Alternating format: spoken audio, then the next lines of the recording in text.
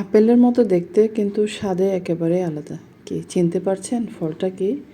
প্রকৃতির এক অনন্য সৌন্দর্য হলো ঋতু বদলানোর সঙ্গে সঙ্গে নতুন নতুন ফুলের হাসি আর ফলের আগমন। প্রতিটি ঋতু যেন নিজের রঙে নিজের সৌন্দর্যে পৃথিবীকে নতুন করে সাজিয়ে তোলে। কোথাও ফুটে ওঠে বাহারি ফুল, আবার কোথাও পেকে রসালো ফল হয়। ছোট বড় নানা আকারে, হলুদ, লাল, সবুজ কিংবা বেগুনি রঙে প্রকৃতি যেন নিজেই এক জীবন্ত রং তুলি। আজকের এই লাল গাব তারই এক অসাধারণ উদাহরণ। দূর থেকে দেখলে একেবারে ছোট্ট আপেলের মতো মনে হয়। টক মিষ্টি নয়, বরং পাকা গাবের স্বাদ বেশ মিষ্টি। আসসালামু আলাইকুম, welcome to my new blog. আমি সুলতানা রাজিয়া, সৌন্দর্যের লীলাভূমি, চট্টগ্রাম থেকে। তো আজকে এই গাবের ভর্তা বানিয়ে আমি আপনাদের দেখাচ্ছি। খেতে দারুণ মজা।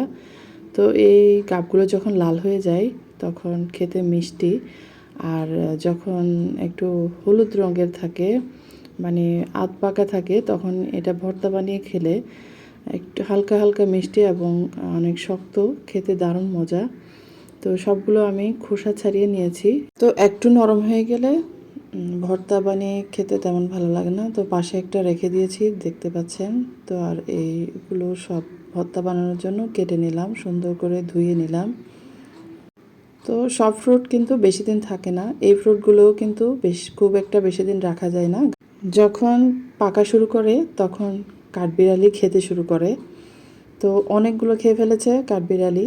তো ঘরেও রাখা যায় না, একদিন পর এগুলো নরম হয়ে যায়, তো সাথে সাথে খেয়ে ফেলতে হয়। তো একদিন পরও খেলে চলে। তো ভর্তা বানিয়ে নিতে এখানে নিয়েছি কাঁচা জলপাই, যেগুলো আমি প্রিজার্ভ করেছিলাম। এই প্রিজার্ভ করার ভিডিও আমার প্লেলিস্টে আছে, ইচ্ছে করলে দেখে নিতে পারেন। তো এখানে যখন জলপাইয়ের সিজন ছিল তখন আমি একদম কাঁচা জলপাই রসুন আর কাঁচামরিচ দিয়ে আমি এটা রেখে দিয়েছি। অলমোস্ট 1 ইয়ার হয়ে গেছে, এখনও জলপাইগুলো আগের মতোই আছে কাঁচা।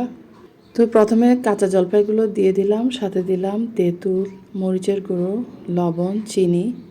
সবশেষে দিয়েছি লেবুর রস। এই লেবুর রসটা দেওয়ার সাথে সাথে ভর্তাগুলো আরও বেশি জুসি হয়ে গেছে, খেতে এত মজা হয়েছে। তো গাব থাকতে থাকতে একবার বানিয়ে খেয়ে ফেলেন।